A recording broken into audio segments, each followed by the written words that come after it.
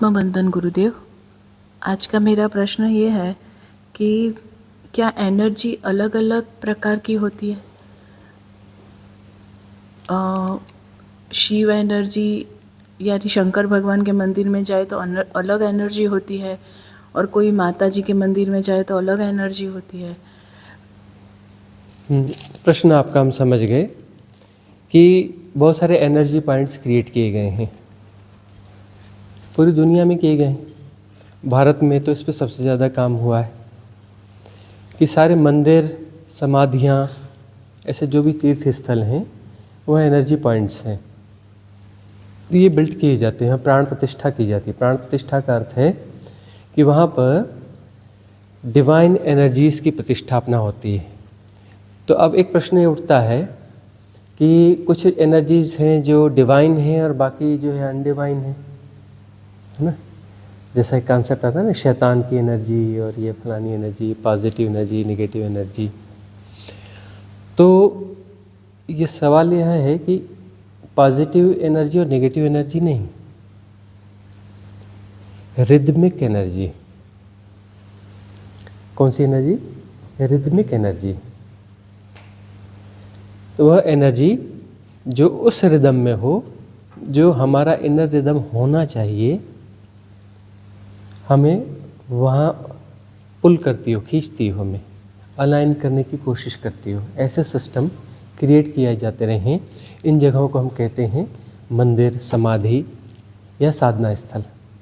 वहाँ पर हमारी जो एनर्जीज़ हैं जो कि डिस्टर्ब है ना, डिस्टर्ब हो जाती है एनर्जी तो क्या होता है? विकार उठते हैं। विकार कौन से होते हैं?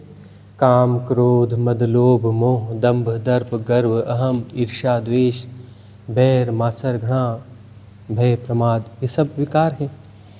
विकार का क्या अर्थ है? कि एनर्जी वही है, उसके डायरेक्शंस चेंज हो गए हैं, है ना।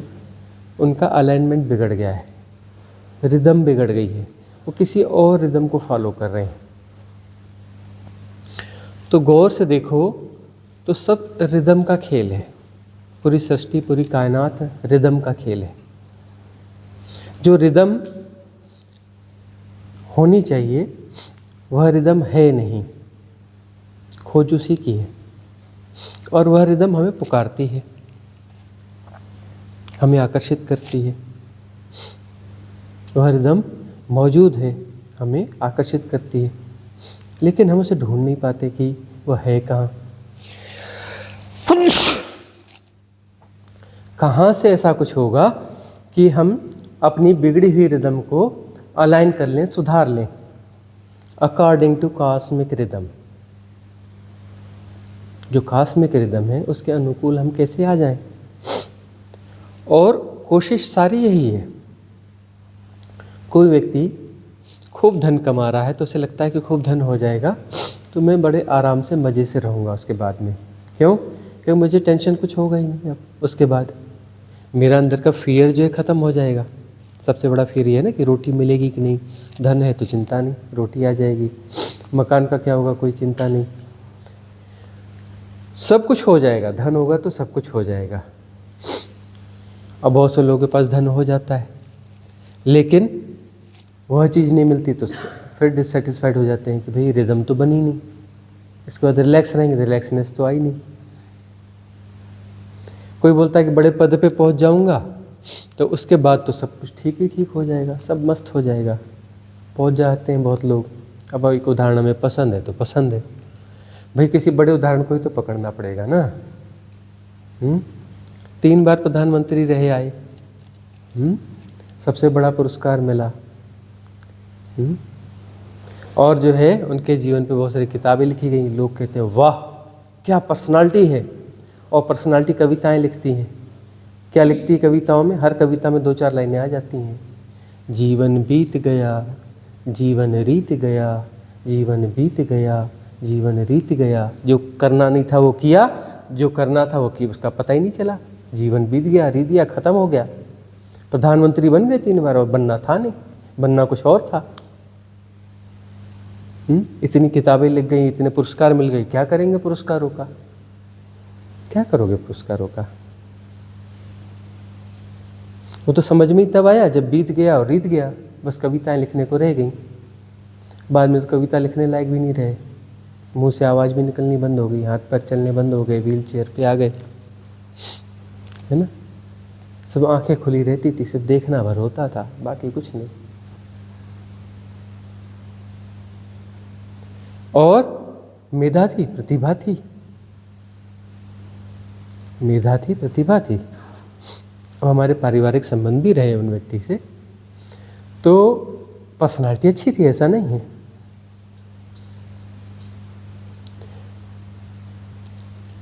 बहुत अच्छी पर्सनालिटी थी, अच्छे व्यक्ति थे, सहज थे, संभावना थी, और फिर भी चूक गए।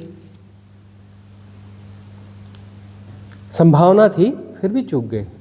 क्यों? क्योंकि डायरेक्शन गलत था कि पद प्रतिष्ठा से परम आनंद पाया जा सकता है, नहीं पाया जा सकता। खूब धन संपत्ति से परम आनंद पाया जा सकता है।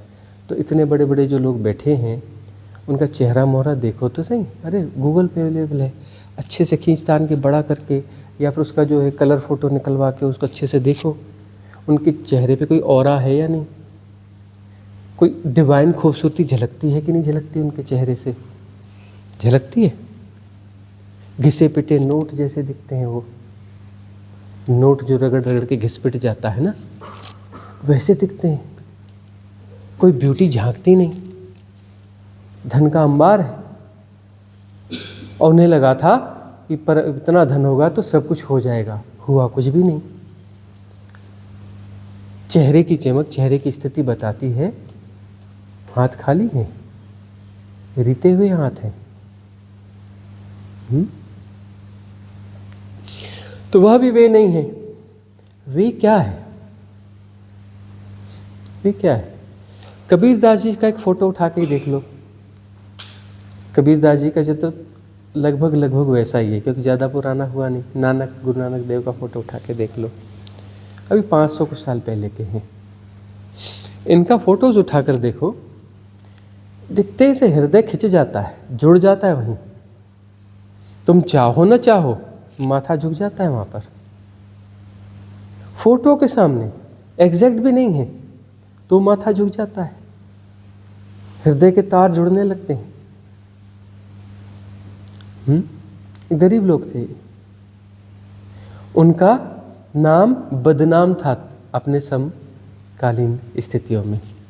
आज बड़ा नाम है, उस समय कोई बड़ा नाम नहीं था।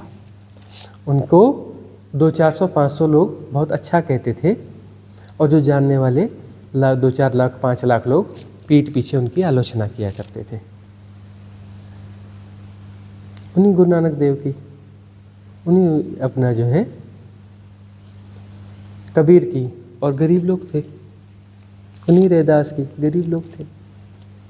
लेकिन इनका चेहरा ही देखो, इनका फोटो ही देख लो, फोटो देखो तो क्या होता है, हृदय के तार झंकृत होने लगते हैं।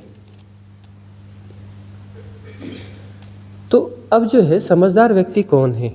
समझदार व्यक्ति यह पहचान ले कि ये वाली दौड़ जो है, इस दौड़ से वह नहीं मिलेगा, वह जो हमें ठीक से पता नहीं है और जिसकी हम खोज में हैं। न पद की दौड़ में वह मिलेगा, न प्रतिष्ठा की दौड़ में वह मिलेगा, वह जिसे हम ठीक से नहीं जानते और जो हमें चाहिए लेकिन ठीक से हमें नहीं पता है। क्या चाहिए हमें, पहले यह तो पता होना चाहिए ना कि हमें चाहिए क्या, किस बात की दौड़ है, क्या खोज रहे हैं हम, और वह मिलने से कुछ बात बन जाएगी। कौन सी बात बनेगी? सेटिस्फाइड हो जाएंगे, रिलैक्स हो जाएंगे, संतुष्ट हो जाएंगे, आनंद फलित होगा जीवन में, कोई रिदम, कोई संगीत। किसी हारमोनी की तलाश में है ना हम, हारमोनी की तलाश में ना, वह हारमोनी क्रिएट होगी। अब जिन चीज़ों से क्रिएट नहीं हो सकती वह तो दिख रहा है कि इनसे तो क्रिएट नहीं होती। ये जो आइकॉन्स हैं उस सेगमेंट के, उनके चेहरे पे मक्खियाँ उड़ रही हैं, मतलब वहाँ से तो हारमोनी मिलती नहीं, हारमोनी तो वहाँ उपलब्ध नहीं है। तो क्या होगा, कैसे होगा? उसके लिए जो है ऐसे एनर्जी पॉइंट्स क्रिएट किए गए, उसके लिए वह देशनाएं उपलब्ध रहीं, क्योंकि अस्तित्व में सब कुछ उपलब्ध है, सब कुछ बैलेंस है। तुम्हें जो होना है उसका मार्ग सदा प्रशस्त है। तुम्हारी फ्री विल है कि तुम प्रशस्त मार्ग को छोड़कर अप्रशस्त जो मार्ग हैं उन मार्गों की तरफ उन्मुख हो जाओ। ये तुम्हारी फ्री विल है। तुम वहाँ ढूंढना चाहो ढूंढ सकते हो, ढूंढो। खेल है, खेलो, है ना। भूल भुलैया है, बहुत सारे रास्ते बने हुए हैं, ढूंढ के देख लो मिलता है नहीं मिलता है। और यह भी देखा जाता है कि ये जो एनर्जी पॉइंट्स हैं, इन एनर्जी पॉइंट्स पर वो लोग भी जाते हैं, क्योंकि भीतर से उनकी भी आवाज़ आती है कि शायद यह मार्ग ठीक हो। चलो कुछ थोड़ा बहुत तो ट्राई करते हैं, लेकिन वो थोड़ा बहुत ही ट्राई करते हैं, अंशतः वो भी इन एनर्जी पॉइंट्स पे जाते हैं, लेकिन औपचारिकता करके लौट आते हैं। उन एनर्जीज को ग्रहण करने की विधि उनके पास नहीं है। अब वो एनर्जीज कैसी कैसी होती हैं, पॉजिटिव नेगेटिव, उनकी हार्मनी, वो हमें इनर हार्मनी में कितना सहयोग प्रदान कर पाती हैं। तो अब जो है जिग्ना जी का मामला यह है कि वो आज गई थी सोमनाथ, पहले कभी अंबाजी मंदिर गई होंगी।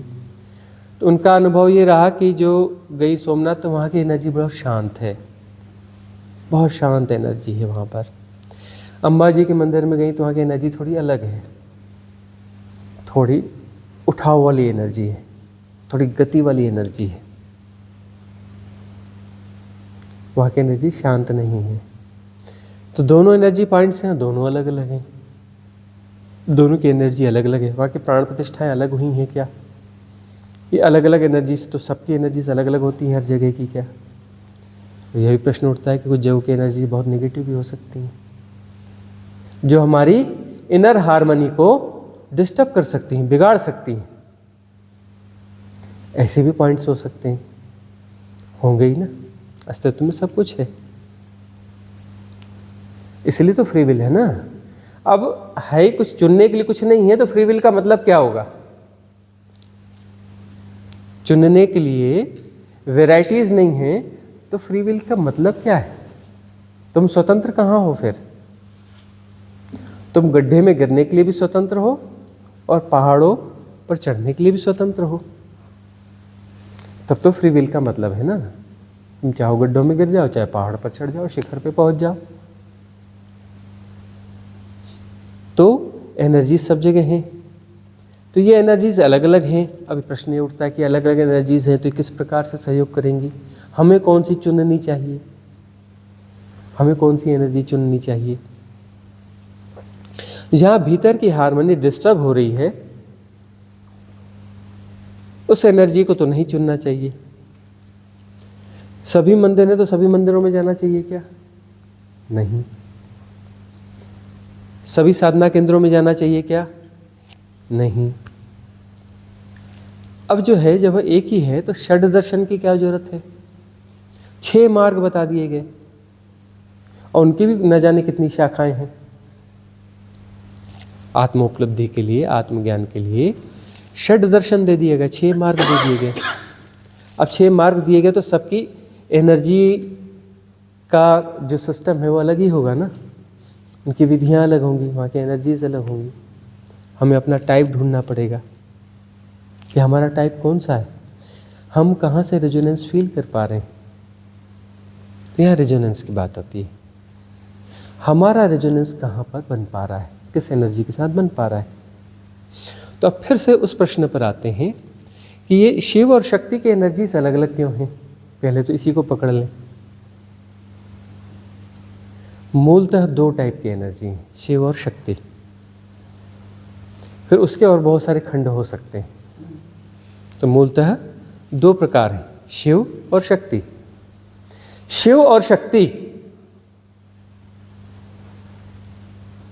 यही मूल द्वैत है। यही मूल द्वैत है। हम अपने तल से देखते हैं तो यह मूल द्वैत है, और अंततः हमें क्या समझना है? अद्वैत है। अंततः यह समझना है कि अद्वैत है।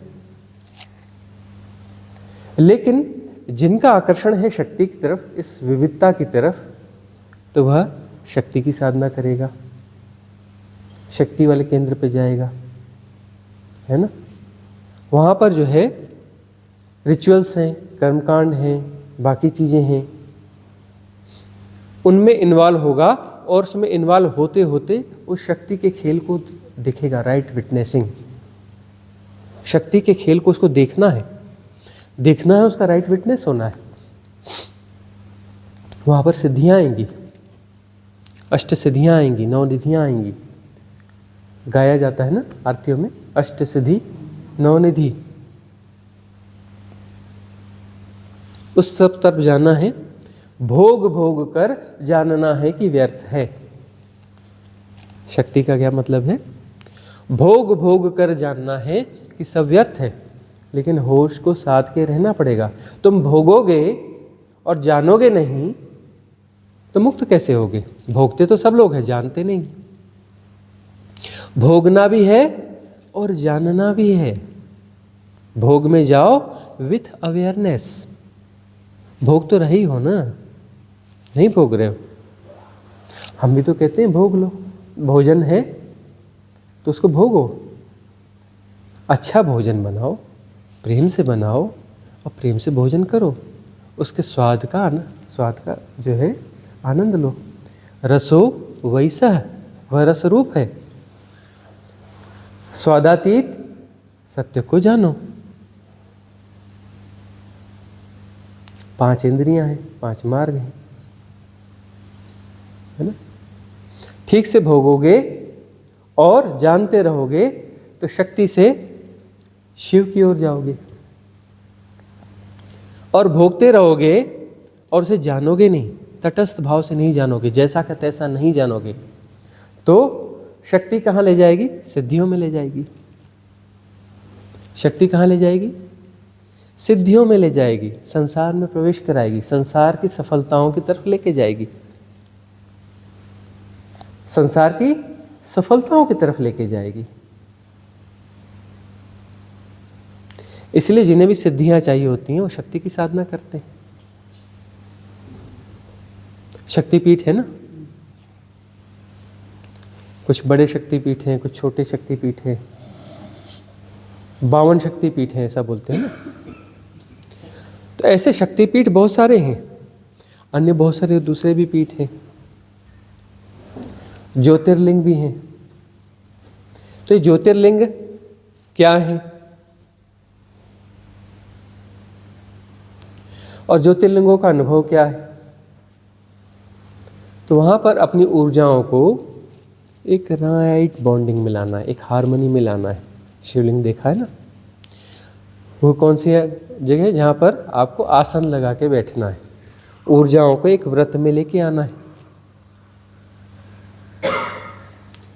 हार्मनी में लेके आना है। तो वो जो केंद्र स्थापित की गए, वहाँ की प्राण प्रतिष्ठा है, वह प्राण प्रतिष्ठा ऐसी है कि जो भोगना था भोग लिया, आकर्षण नहीं है। भोग भोग के नहीं जानना है, देख लिया। अब जो है ठहरना है, अपने भीतर ठहरना है। तो जो ज्योतिर्लिंग बनाए गए हैं वो अपने भीतर ठहरने के लिए बनाए गए। वहाँ की ऊर्जाएं कैसी हैं? भीतर ठहरने के लिए हैं। शांत का क्या अर्थ है? ठहरना। शक्ति का अर्थ है गति, दौड़ना। दौड़ना और दौड़ को जानना भी, उस दौड़ से अपने आप को अलग भी रखना, देखना भी दौड़ा जा रहा है, दौड़ना हो रहा है, सब हो रहा है और जाना जा रहा है। तो वह यात्रा किस तरफ है? शिव की तरफ है। शक्ति के साथ में होश को जोड़ के रखोगे तो शिव की तरफ ही आओगे, और धीरे धीरे शक्ति से आकर्षण हट करके शिव में प्रतिष्ठा हो जाएगी। शक्ति आई कहाँ से है? शिव से आई है। शक्ति का जन्म कहाँ से होता है? शिव से ही होता है ना। उसे निर्वाती अनंतता से ही तो होता है ना, उस इनफाइनाइट वैक्यूमनेस से तो उसका जन्म होता है ना। जन्म का क्या अर्थ है? वो अलग हो गए? नहीं, यह कॉन्सेप्ट क्लियर होना चाहिए। उस निर्धूम, उस अनंत, उस असीम, उस निर्गुण के होने का ढंग है, उसके होने का ढंग है यह शक्ति। पहले, उसके पहले में भी एक स्टेप है, उसके होने का ढंग है नाद। ओमकार का नाद एक हम करते हैं, इसमें एनर्जी है, एनर्जी को हम डालते हैं, फ्लो करते हैं, ठीक है ना। एक ओमकार का नाद है जो हम नहीं बोलते हैं, जो है ही, जो शाश्वत है, सदा से है। वह उस शिव के होने का ढंग है, वह बड़ा सौम्य है, वह है और ठहरा हुआ है। वह लगातार गूंज रहा है लेकिन वह ठहरा हुआ है। ये समझ में आएगी नहीं बात। वह हो रहा है और ठहरा हुआ है। खोपड़ी के बाहर की बात है कि वह हो भी रहा है और ठहरा हुआ भी है। शाश्वत है, सदा से।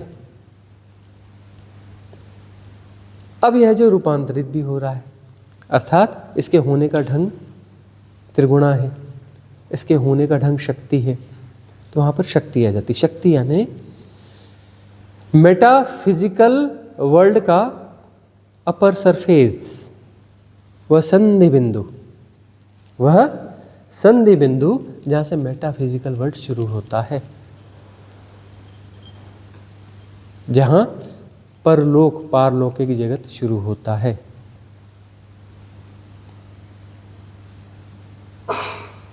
वह संधि बिंदु है।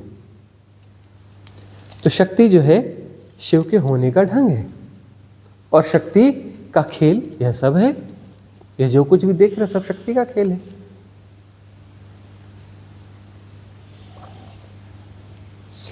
और शक्ति के खेल में अब शक्ति से शिव की तरफ जाना है, तो उसका मार्ग क्या होगा?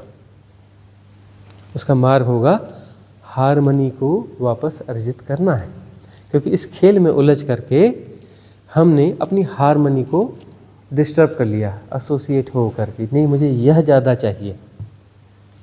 खेल है तो खेल तो सुंदर है, तुम अपनी एम्फेसिस डालते हो कि यह मुझे ज़्यादा चाहिए, चुनते हो तो अपनी हारमनी को डिस्टर्ब करते हो।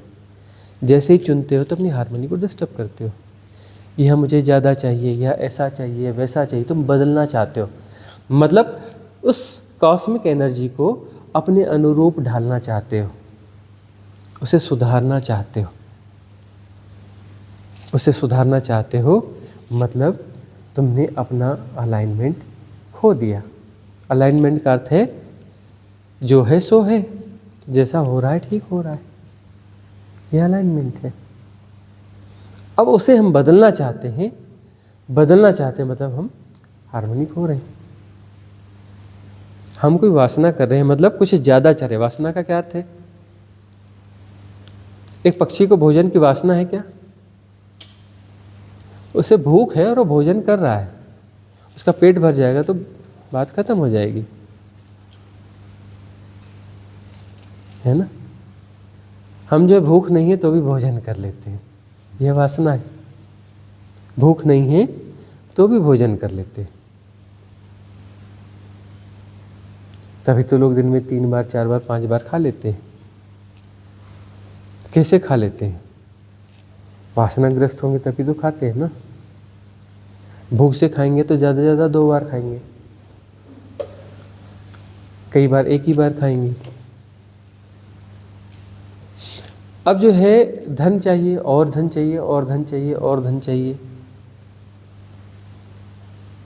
बैंक में इतना धन रख लिया है जो 5,000 साल 10,000 साल चल जाएगा, उसके बाद भी उन्हें धन चाहिए।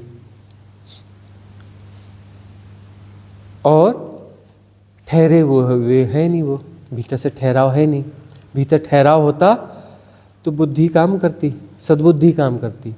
ये 5,000 साल का सर्वाइवल का इंतजाम रखा है, हाँ, और 10-20 साल, 25 साल, 50 साल की लाइफ बाकी नहीं है, और 50 साल की भी गारंटी नहीं है, 5 दिन की भी गारंटी नहीं है, अगले क्षण की गारंटी नहीं है। और 5000 साल के सर्वाइवल का इंतजाम रखा है, किसी ने 100 साल का रखा है, किसी ने 50 साल का रखा है, किसी ने 80 साल का रखा है। अगले पल की गारंटी नहीं है, अगले पल की गारंटी नहीं है। भीतर ठहराव नहीं है, तभी तो हो पा रहा है ना। भीतर यदि ठहरे हुए होते तो क्या ऐसी पागल दौड़ संभव थी? शिव में यदि आंशिक प्रतिष्ठा होती, कुछ ना होता, शिव से थोड़ी दोस्ती होती, शिव यानी भीतर ठहरे हुए तत्व से थोड़ी दोस्ती होती, तो समझ में आ जाता, राइट इंटेलिजेंस ग्रो होती। इतना तो बहुत है, अब करने की क्या जरूरत है? इस हायतोबा में पढ़ना क्यों है? क्यों पढ़ना है इस हायतोबा में? भीतर ठहराव होता, शिव से दोस्ती होती, कुछ हारमोनी होती शिव के साथ में, उस ठहरे हुए तत्व के साथ में, तो सम्यक प्रज्ञा काम न करती। बड़ी पद प्रतिष्ठा या पद, राष्ट्रपति, प्रधानमंत्री, फलाना ढिकाना, उसके पीछे पागलों की तरफ दौड़ रहे हो। हम कहते बुरा नहीं है, राजा जनक राजा बने रहे, लेकिन उनकी दौड़ नहीं थी फिर उसके बाद राजा की। उन्हें राजा रहना ही है ऐसा कुछ आकर्षण नहीं था, वो अपने आप को राजा मानते भी नहीं थे। अभी देखो, कोई डॉक्टर है, कोई इंजीनियर है, कोई फलाना है, वो डॉक्टर है भाई, ऑफिस के बाहर भी डॉक्टर है, अपने घर में भी डॉक्टर है। पहले तो उसे आदमी होना पड़ेगा, पहले उसे आदमी होना पड़ेगा। आदमी होगा तब तो फिर भगवान की राह पे चलेगा, तब वो भगवान होगा, अंततः शिव होगा। पहले तो अभी डॉक्टर है, वो बहुत गिर गया, वो तो शिव से गिर करके आदमी हो गया, आदमी से गिर करके डॉक्टर हो गया, आदमी से गिरा तभी तो डॉक्टर हुआ ना, इंजीनियर हुआ ना। अपनी भूमिका और परिस्थिति से सम्मोहित हो गए। पहले उसे सहज मनुष्य होना पड़ेगा, सहज मनुष्य होगा, उसके बाद जो है उसकी आगे की यात्रा चालू होगी। पहले सहजता तो चाहिए, सहज मनुष्य तो हो, तब उसे शिव और शक्ति समझ में आने लगेंगे, ऊर्जाएं समझ में आने लगेंगी, अलग अलग ऊर्जाएं हैं। तो शक्ति की साधना में बहने का डर है, सिद्धियों की तरफ जा सकते हो, कुंडलिनी जाग जाती है, और नीचे के चक्रा शुद्ध नहीं है, कुछ वासनाएं बाकी हैं, कुछ प्रायोरिटीज सिद्धियों की बाकी हैं, तो उस शक्ति का दुरुपयोग होने वाला है। शक्ति मिल जाएगी, उसका क्या होगा? दुरुपयोग होगा। दौड़ोगे संसार की तरफ, सिद्धियों की तरफ, उसी दौड़ को तेज कर दोगे। जो जन्मों जन्मों की दौड़ है, उस दौड़ को और तेज कर दोगे उस शक्ति के सहारे। जो 100 साल में पाना था वो साल भर में पा जाओगे।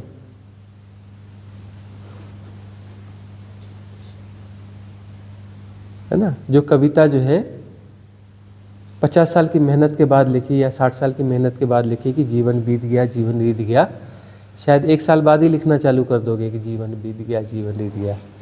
हाँ, कुंडलिनी शक्ति बीत गई, कुंडलिनी शक्ति रीत गई, हाथ में आई थी खर्च हो गई। है ना?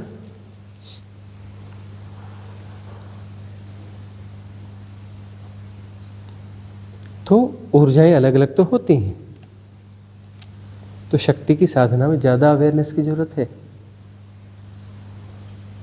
शक्ति की साधना में बहुत सारी इन्फ्लुएंस स्ट्रीम्स काम कर रही होती हैं, जो दिखती हैं और जो दिखती नहीं, इनविजिबल भी हैं। शक्ति हाथ में आती है तो दूसरी एनर्जीज हैक करने की कोशिश करती हैं, वह अपनी सिद्धियों को जीना चाहती हैं, वह बोलती हैं यह दौड़, यह पाले, यह कर ले, वह कर ले, राइड करती हैं तुम पर, वो तुम पे राइड करती हैं, और तुम धन कमाओगे मजा उन्हें आएगा, तुम पद पाओगे मजा उन्हें आएगा, क्योंकि तुम्हें राइड कर रही है, वो तुम्हें इन्फ्लुएंस करेंगी।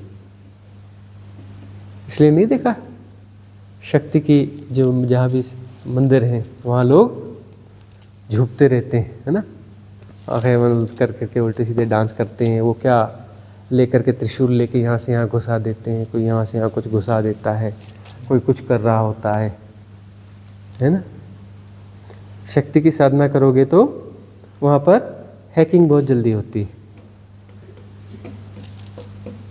बहुत सारी एनर्जीज वहाँ काम कर रही होती हैं जो हैक करती हैं, वहाँ हैकिंग के चांस बहुत रहते हैं। कुछ वो शक्तियाँ हैक करती हैं, बाकी तो अब यहाँ तो बहुत सारी इन्फ्लुएंस स्ट्रीम है, नहीं आती विजुअल मीडिया पे, सुन सुन के तुम हिप्नोटाइज हो जाते हो। 5D और ये और वो क्या क्या हैक हो जाते हैं बहुत सारे लोग। सोलमेट, एंजल नंबर हैक्ड है ना बहुत सारे लोग। पॉलिटिक्स हैक करती है, इकोनॉमिकल स्ट्रीम्स हैक करती हैं, फैमिली की कुछ स्ट्रीम्स हैक करके रखती हैं। हैकिंग्स तो हो ही रही है ना। ये सब शक्तियों का मामला है, सारी हैकिंग्स। तो जागरूक रहना है। शक्तियाँ जो है उलझा देती हैं।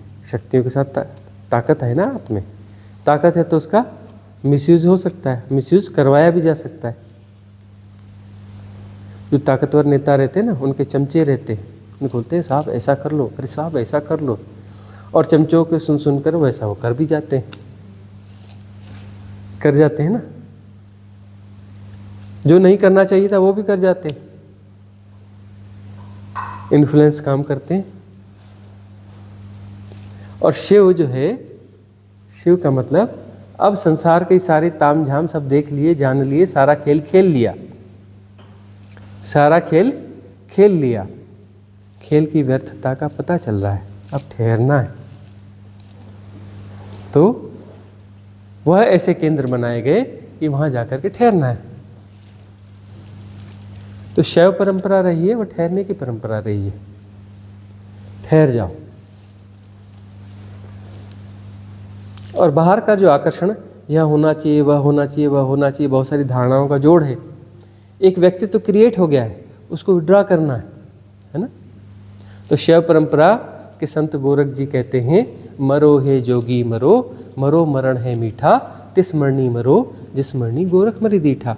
शक्ति की साधना करते करते जो तुमने बहुत सारी धारणाएं इकट्ठी कर ली हैं, अपना एक अलग आइडेंटिटी क्रिएट कर ली है, नाम रूप के सम्मोहन में फंस गए हो, खेल पूरा हो गया, उसे विड्रॉ कर दो, मर जाओ। उस बाहर वाला व्यक्ति जो वह जो स्वरूप है, जो बाहर का नाम रूप है, वह मॉडल है, वह जो मशीनरी है जो इस तरीके से क्रिएट है, जो बाहर दौड़ दौड़ कर पाना चाहती है, ऐसी मशीनरी, ऐसा सिस्टम, ऐसा एक रोबोटिक फॉर्म जो भी है, सुपर रोबोटिक फॉर्म, जिसमें वह जो है बाहर दौड़ दौड़ कर कुछ पाना चाहता है, उस फॉर्म को जो है जाने दो, मर जाने दो, उसके साथ अब आइडेंटिटी छोड़ दो, उसे मर जाने दो, उसे मर जाने दो। तुम अपने भीतर आ जाओगे, तुम अपने भीतर आ जाओगे, इधर की यात्रा शुरू हो जाएगी। बाहर का इन्फ्लुएंस खत्म हो गया, जो बाहर खींच रहा था वह मर गया, पूरा इन्फ्लुएंस ही खत्म हो गया। वो सारे इन्फ्लुएंस जो है वह इन्फ्लुएंस हिट करते हैं ना, किसी न किसी धारणा को हिट करते हैं। वो धारणा हमारे भीतर थी तभी तो हिट किया ना। और तब कहते हैं ना, ये मेरा विचार है और बिल्कुल सही है, ऐसा है, तुम्हारा विचार नहीं है, तुम्हारी धारणा थी, उसको हिट किसी और ने किया है,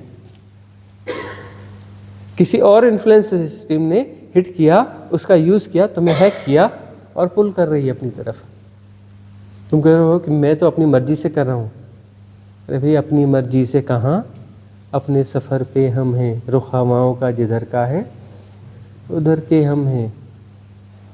वह जो है पुल कर रही हैं, खींच रही हैं।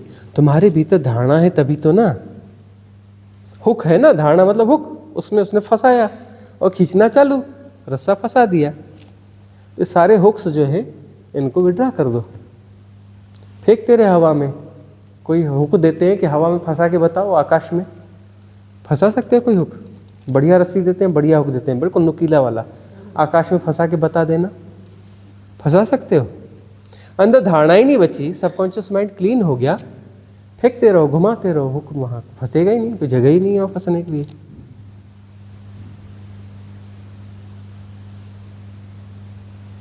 तब जो है शिव, शिव का मतलब अनंत आकाश, निर्गुण, निराकार, निर्धूम, बियॉन्ड टाइम एंड स्पेस।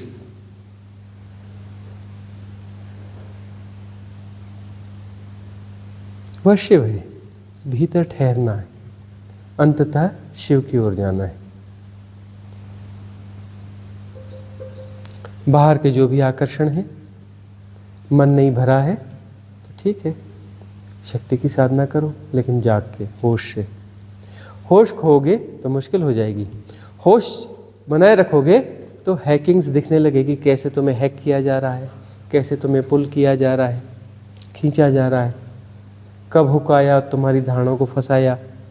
देखोगे तो समझ में आएगा तुम क्या, तुम तो मशीन हो, तुम्हें ऑपरेट किया जा रहा है, तुम्हें ऑपरेट किया जा रहा है, तुम ऑपरेटेड बीइंग हो। तब तुम्हें लगेगा नहीं नहीं नहीं, इसे सपोर्ट नहीं करना है, नहीं करना है। ये हैक करते कैसे हैं? ये हुक से सारे हुक निकाल के फेंक देते हैं। वही साधना है, क्लींजिंग की साधना। क्लींजिंग करो कि वो जो हुक फंसाने वाले जितनी भी धारणाएं हैं, जिनमें हुक आके फंस जाता है, उन धारणाओं को विसर्जित कर दो।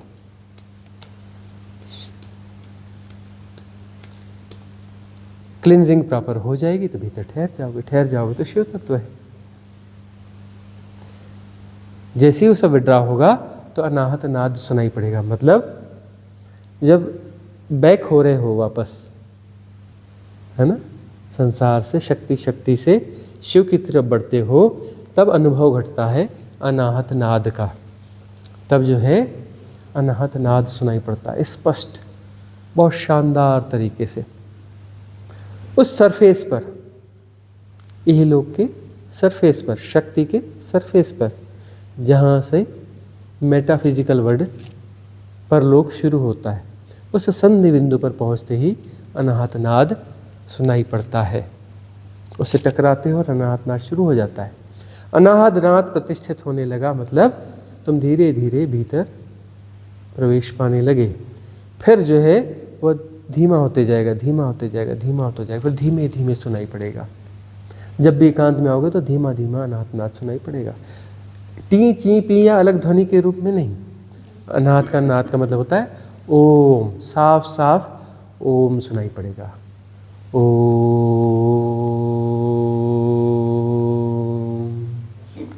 साफ साफ सुनाई पड़ेगा, एकदम साफ सुथरा, कहीं कोई कंफ्यूजन नहीं, कहीं नहीं, ऐसा होता ही नहीं, शक आएगा ही नहीं उस पर कि मेंटल प्रोजेक्शन हो ही नहीं सकता, इतना साफ सुथरा होता है।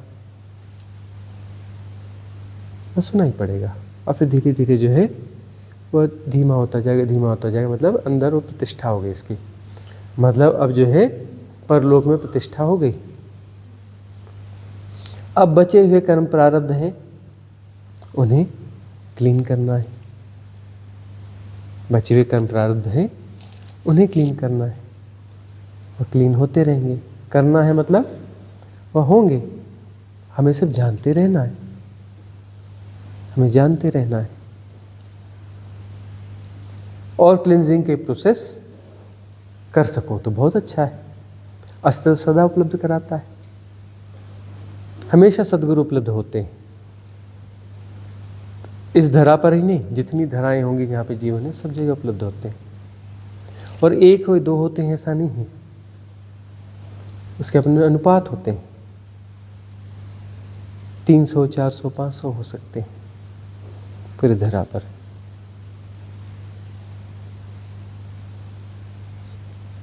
और अस्तित्वगत व्यवस्था यदि तुम्हारी पात्रता है तो वहाँ तुम्हें जोड़ देती है। पात्रता विकसित करने के लिए तुम इन जगहों का प्रयोग कर सकते हो। तुम जा सकते हो शक्ति केंद्रों पर, शक्ति केंद्र से फिर शिव केंद्रों पर जा सकते हो। वहाँ बैठोगे, साधना में बैठोगे तो तुम्हारी क्षमता बढ़ेगी, तुम्हारा रेजोनेंस बढ़ेगा वहाँ, और तुम योग्य हो पाओगे कि सद्गुरु के सानिध्य में रह पाओ, ज़्यादा समय तक रह पाओ। तुम्हारी ताकत बढ़ेगी सद्गुरु को झेलने की। सद्गुरु को झेलना सबसे कठिन काम है, बहुत कठिन काम है। मन नहीं झेल पाता है। अपनी पात्रता का विकास करते हैं ताकि हम वो सानिध्य बढ़ा सकें, और साधना तब और तेज होती है, अर्थात बची हुई क्लिनजिंग और कर्म प्रारब्ध बहुत तेजी से मिटने लगते हैं और पतन के चांस फिर खत्म होने लगते हैं। फिर पतन नहीं होगा। तो ये केंद्र बनाए गए हैं कि केंद्र में जाके सब बैठ जाओ तो वहाँ की एनर्जी के साथ अलाइन होने लगोगे। तो शिव की एनर्जी जो है राइट अलाइनमेंट है। एक अंडाकार आकृति में होते हैं ना शिव की जो पिंडी होती है अंडाकार आकृति होती है ना, जो लिंग होते। तो एनर्जी जो है एक राइट अलाइनमेंट में आएगी। जितने भी विकार हैं वो सर्जित होने लगेंगे, राइट अलाइनमेंट में आती जाएगी। उस कॉस्मिक रिदम को, उस कॉस्मिक हार्मनी को पा लेना है। उस कॉस्मिक हार्मनी को पा लेना है, और करके नहीं पाया जाता। सारा करना छोड़ करके हम उस कॉस्मिक हार्मनी में आ जाते हैं। वो हार्मनी तो तुम्हें हील करना ही चाहती है, वह अपने अकॉर्डिंग तुम्हें अलाइन करना ही चाहती है। तुम ही नहीं राजी हो। तुम कहते हो नहीं ऐसा नहीं ऐसा होना चाहिए, वैसा नहीं वैसा होना चाहिए। तो वह तो तब भी तुम्हें फीड करेगी, तुम्हें एनर्जी देगी। ठीक है बेटा, खेलो तुम्हें जैसा खेलना है, जब तक खेलना है खेलो।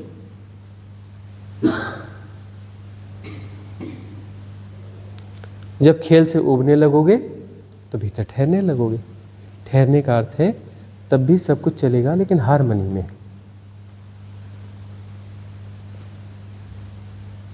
उस हार्मनी के लिए ही यह सारे केंद्र बनाए गए हैं। हमें चुनना है हम कहाँ पर हैं, हम कहाँ पर हैं, किस जगह हमें जाना चाहिए, कहाँ हमें बैठना चाहिए। सब जगह नहीं जाना चाहिए। सब जगह जो मत्था टेकने जाते हैं ना, सब जगह जो मत्था टेकने जाते हैं ना, परिपक्व नहीं है, मैच्योर नहीं है। अभी गहरी बात हुई नहीं है। सब जगह पहुंच जाते हैं, किसी भी एनर्जी में पहुंच जाते हैं। अभी क्वालिटी डेवलप नहीं हुई है।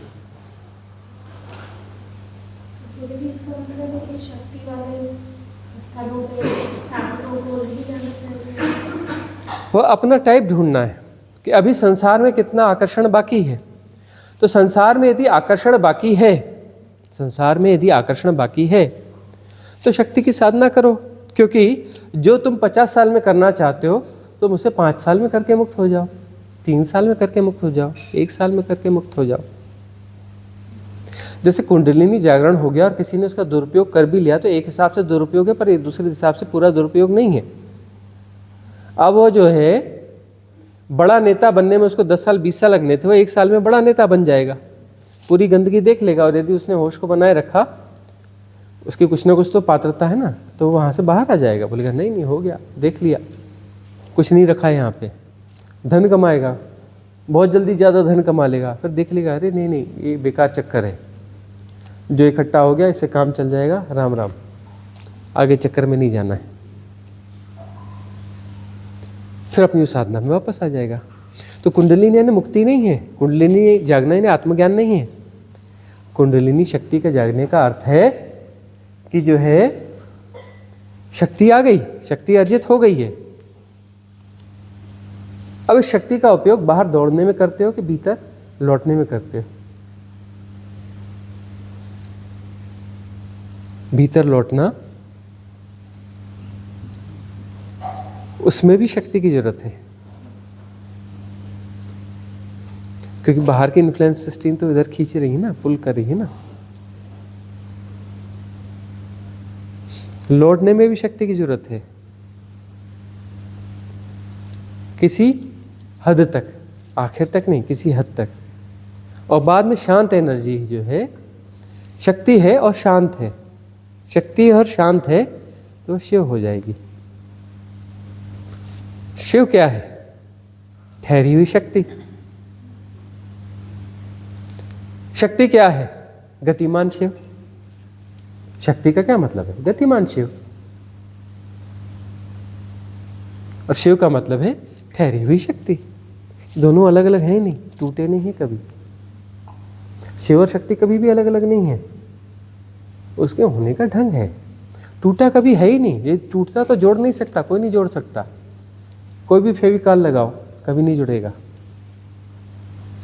टूटा है ही नहीं कभी, इसलिए समस्या नहीं है।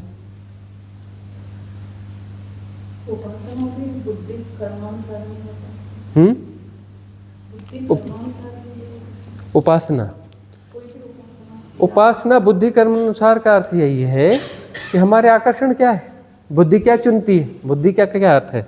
बुद्धि यानी जो चुनना चाहती है। बुद्धि क्या चुनेगी? अपनी प्रायोरिटीज को तो चुनेगी ना, जो से वासना, उस वासना के अनुरूप ही तो चुनेगी ना, अपने इन्फ्लुएंस से तो चुनेगी ना।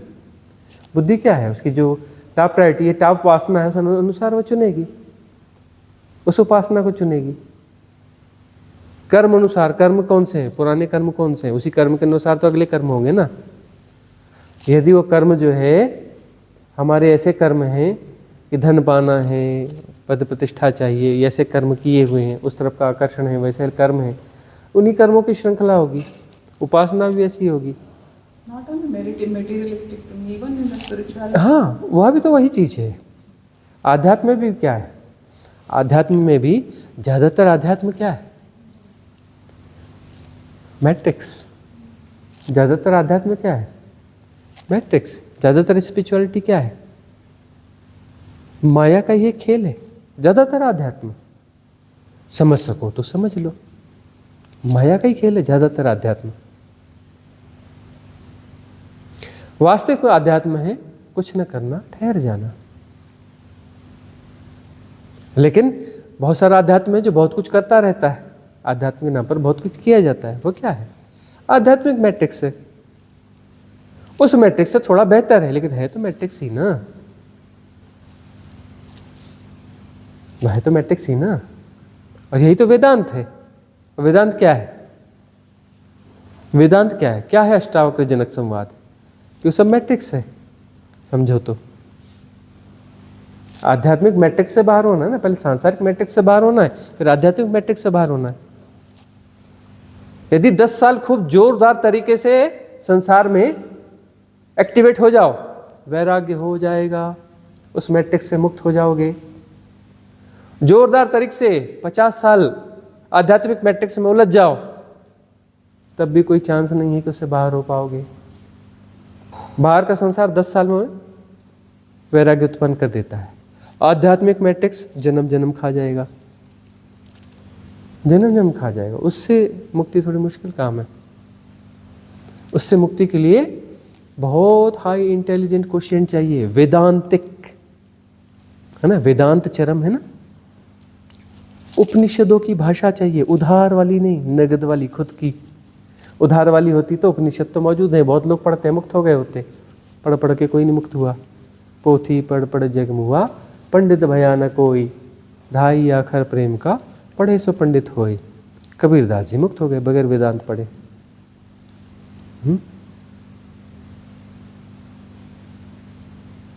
गोरख की भाषाएं पढ़ना, देशज भाषाएं हैं, देहाती भाषाएं हैं। रैदास की देहाती भाषाएं हैं, नानक की, है ना, देशज भाषाएं हैं।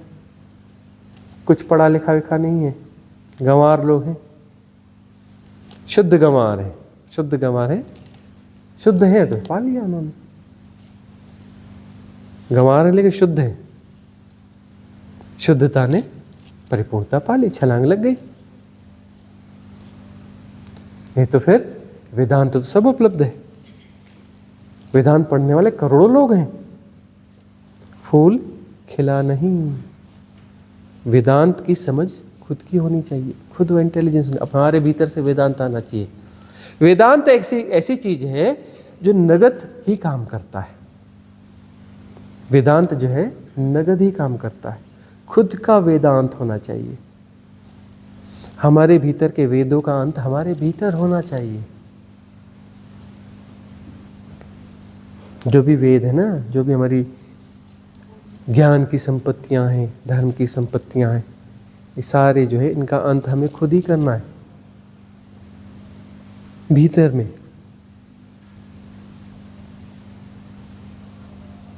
ये तो अच्छा है, बहुत लोग हैं, बहुत अच्छे साधक हैं, बहुत अच्छे व्यक्ति, अच्छी पर्सनालिटी से, बहुत सज्जन व्यक्ति हैं, बहुत प्यारे व्यक्ति हैं, बहुत अच्छी साधनाएं करते हैं, 30 साल 40 साल 50 साल से करे, पिछले जन्मों से भी करते आ रहे हैं, जन्मों जन्मों से साधनाएं करते आ रहे हैं। इस जन्म में भी बहुत अच्छी साधनाएं कर रहे हैं, बहुत अच्छे व्यक्ति हैं, आगे भी साधनाएं करते रहेंगे, बहुत अच्छे व्यक्ति रहेंगे। 10 साल 20 साल 25 साल साधना करेंगे, साधना करते करते शरीर छोड़ देंगे, बहुत अच्छे व्यक्ति हैं, बहुत अच्छा जन्म होगा, अगले जन्म में भी बहुत अच्छी साधना करेंगे, बहुत प्यारे लोग, बहुत प्यारी साधना करेंगे, उसके बाद फिर जो है शरीर छोड़ देंगे, फिर अगला जन्म लेंगे, अगले जन्म में भी बहुत अच्छे व्यक्ति बहुत अच्छी साधना करेंगे, जन्म जन्म बहुत अच्छी साधना करते रहेंगे, करते रहेंगे, करते रहेंगे, बहुत अच्छे व्यक्ति बहुत अच्छी साधना जन्मों जन्मों तक करते रहेंगे, है ना। और गंवार लोग जो है थोड़ी साधना करेंगे और मुक्त हो जाएंगे, मुक्त हो जाएंगे, पार हो जाएंगे।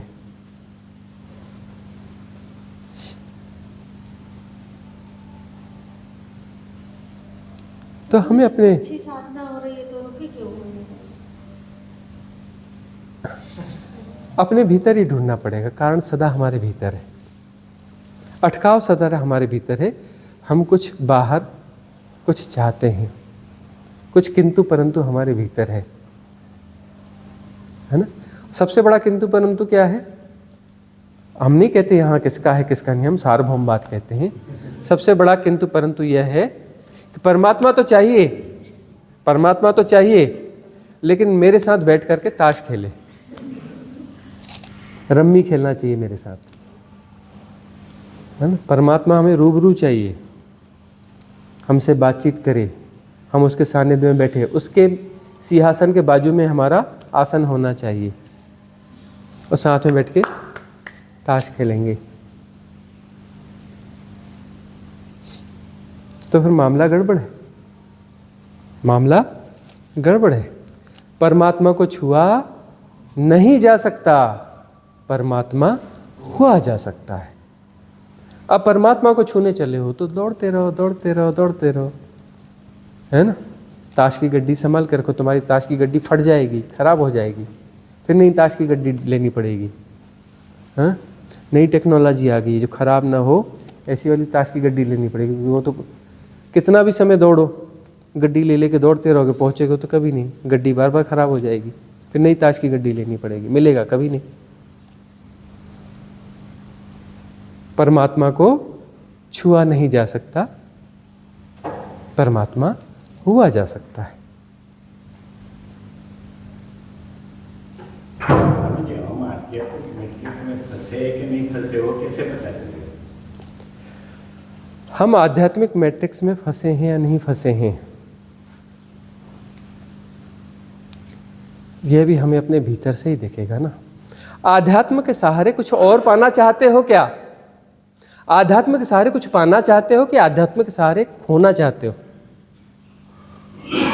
आध्यात्म के सहारे कुछ पाना चाहते हो, चाहे परमात्मा पाना चाहते हो, चाहे शांति पाना चाहते हो, कुछ भी पाना चाहते हो आध्यात्म के सहारे।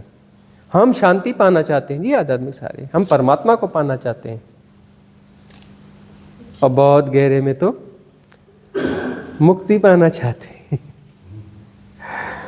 कुछ भी पाना चाहते हो आध्यात्म के सहारे, मतलब आध्यात्मिक मैट्रिक्स है। आध्यात्म के सहारे मरना चाहते हो, ठीक से मरना चाह रहे हो, पूरे पूरे मरना चाह रहे हो, पीछे कुछ रेखा ने छूट जाए तो आध्यात्म के राइट पाथ पर हो। मुझे मर जाना है, पूरी तरह मर जाना है, मैं रहूंगा ही नहीं, कहीं भी नहीं रहूंगा, वो तो कहीं ना कहीं तो हम बचेंगे ना गुरुजी। क्या मतलब फिर साधना का? कहीं ना कहीं तो हम रहेंगे ना, फिर तो जानते रहेंगे ना। ये जानने वाला कहीं ना कहीं रह के हम जान रहे होंगे ना। कुछ खिड़की खोल खोल कर देख के जान रहे होंगे ना। कहीं ना कहीं तो हम होंगे ना। अरे हम ही नहीं होंगे तो क्या मतलब? आप रहोगे तो सब कुछ रहेगा, सारा जंजाल रहेगा। तो अपने आप को बचा लेना चाहते हैं और वह साहस चाहिए। उस साहस के बगैर धर्म की सही यात्रा हो ही नहीं सकती। इसलिए हम बार बार कहते हैं, मरो हे जोगी मरो, मरो मरण है मीठा, तिस मरनी मरो जिस मरनी गोरख मरी रीठा। ठीक से मरने की कला है आध्यात्म, और कुछ भी नहीं है। पाना कुछ नहीं है, खोना सब कुछ है। 90% नहीं खोना है, 99% नहीं खोना है, 100% खोना है। पूरा प्रॉपर डाइल्यूट हो जाना चाहिए, कुछ नहीं बचना चाहिए। बचना ही नहीं चाहिए कुछ। कुछ भी बचेगा वह विकार है, कुछ भी बचेगा वह कारण है, पूरे जंजाल का कारण है। कुछ भी बचेगा तो पूरे जंजाल का कारण है।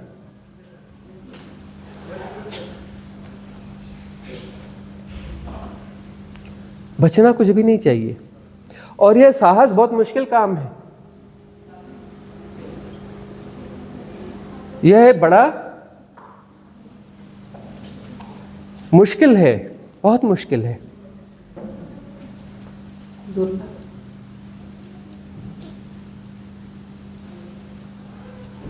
साधना फिर से रीशेड्यूल करनी पड़ेगी। हाँ, साधना रीशेड्यूल तो करनी पड़ेगी, क्योंकि साधना के नाम पर गड़बड़ियां बहुत हो रही हैं। साधना के नाम पर गड़बड़ियां बहुत हो रही हैं। वही तो हम कह रहे हैं कि बड़े अच्छे साधक हैं, बड़े प्यारे साधक हैं, बहुत अच्छी साधनाएं कर रहे हैं, जन्मों जन्मों से कर रहे हैं, और जन्मों जन्मों तक करते भी रहेंगे, हजारों लाखों जन्म तक करते रहेंगे, क्योंकि साधना सशर्त है। साधना में कोई ना कोई शर्त इन्वॉल्व है, कुछ पाना है।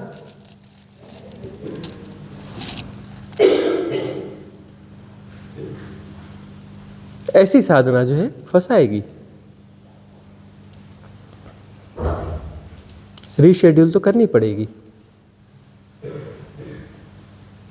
मुझे फिर क्या रूटीन में लगे हैं? क्या क्या चीज़ है जिसकी वजह से स्पीड नहीं उस तरह की मिल रही है जैसे कि सिंपल लोगों को मिल जाती है? क्या किसी रूटीन में फंसे हैं?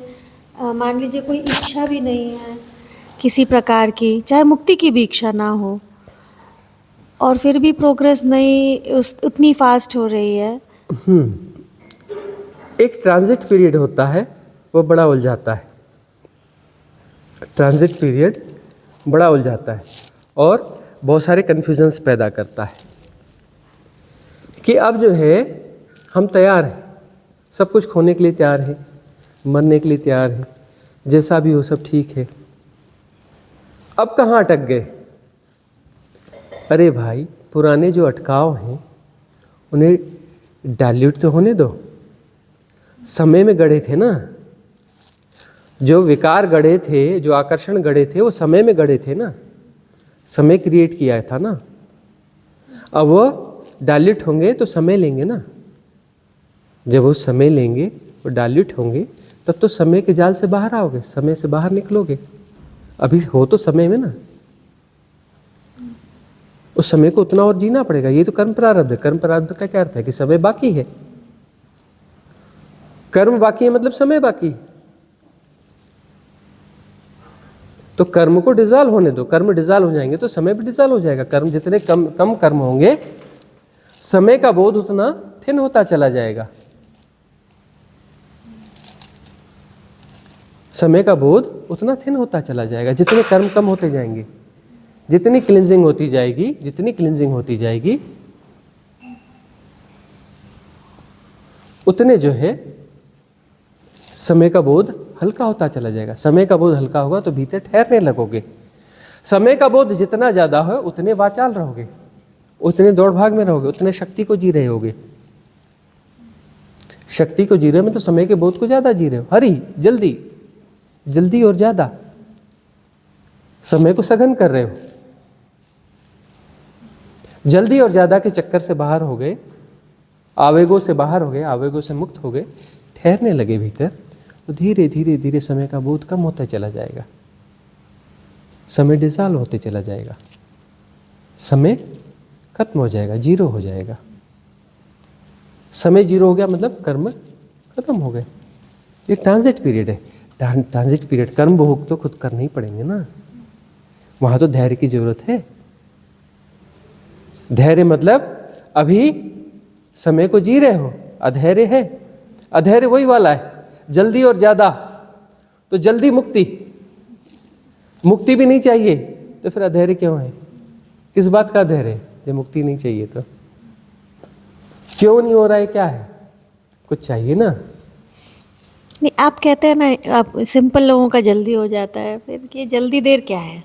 हाँ, वह जो समय के बोध को जो है ज़्यादा जी नहीं रहे, उन्होंने समय की सघनता पैदा ही नहीं करी, उन्होंने समय की सघनता पैदा ही नहीं करी। अब क्या कबीर दास जी ने कोई बड़े पाप किए थे क्या जो गरीब घर में जन्मे?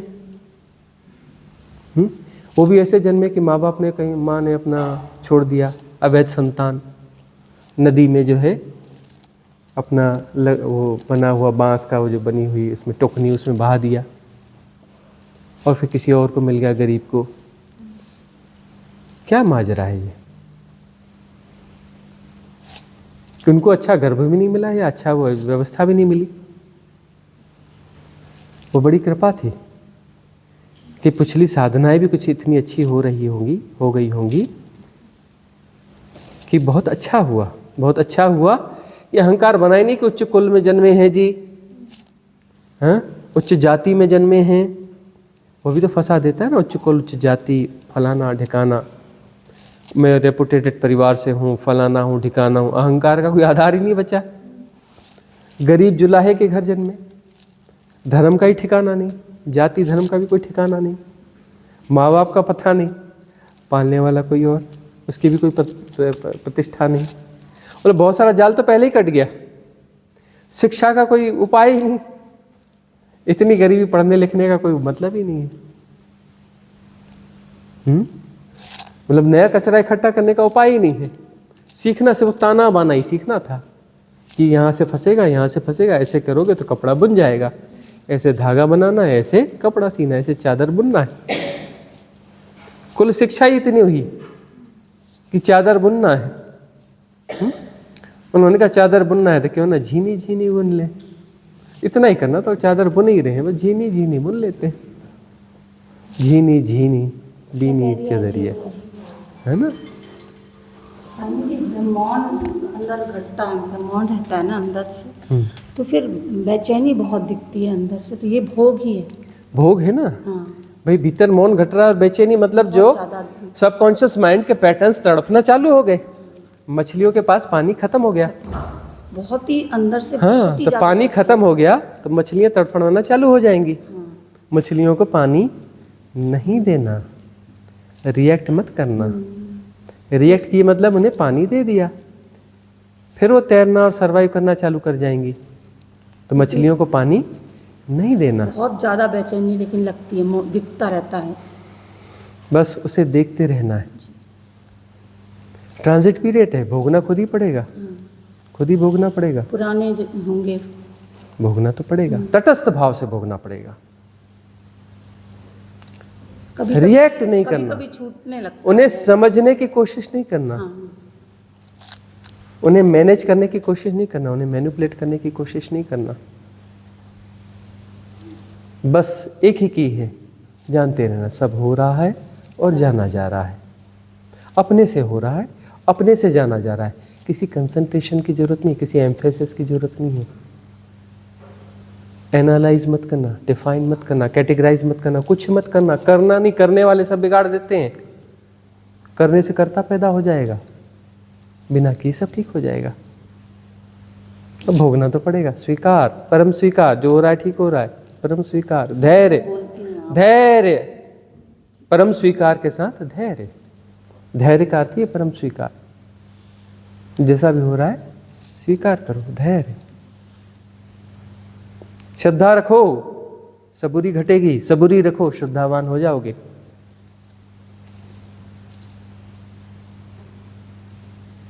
सब हो रहा है, जाना जा रहा है, भोगना खुद को है।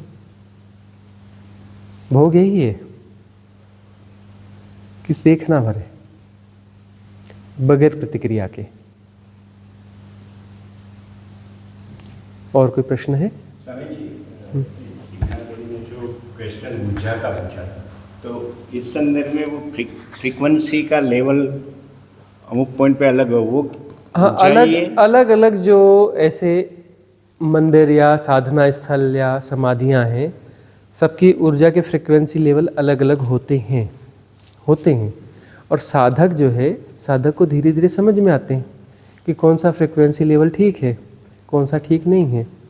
भीतर से वह चीज़ पता चलती है कि कहाँ ठहरना चाहिए, कहाँ नहीं ठहरना चाहिए, कहाँ कम ठहरना चाहिए, कहाँ ज़्यादा ठहरना चाहिए, वह तो भीतर से पता चलता है। ऐसे सदगुरु का भी फ्रीक्वेंसी लेवल अलग अलग होता है। अलग अलग होता है। तो सदगुरु भी साधक के लेवल पे, फ्रीक्वेंसी लेवल पे आके बात करते हैं। आना पड़ता है, समय समय पे आना पड़ता है। और उसके वो बहुत सारी चीज़ें हैं उसमें कि कभी अवसर पर, किसी विशिष्ट अवसर पर नीचे आना पड़ता है, लेकिन वह बार बार नीचे नहीं आते।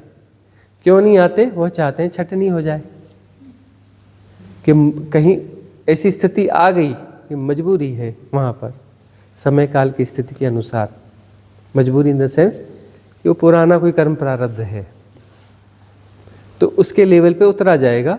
उतर करके बात वहाँ साफ हो जाएगी, या तो वो पुलअप हो जाएगा, साथ में हो जाएगा, या वहाँ से वो विदा हो जाएगा। लेकिन बहुत नीचे बार बार नहीं जाएंगे। कुछ लोगों को, कुछ गुरु होते हैं, गुरु इन द सेंस उनको उसी लेवल पे ही रहना है। प्राइमरी टीचर है तो प्राइमरी टीचर के स्तर पे उन्हें रहना होगा, वो प्राइमरी टीचर के योग्य हैं, उनकी योग्यता भी वही है और उनके पास छात्र भी वही हैं। लेकिन सदगुरु को भी कभी कभी प्राइमरी स्टूडेंट्स को फेस करना पड़ता है, रेयरली, लेकिन वो उस क्लास के टीचर नहीं बन जाएंगे।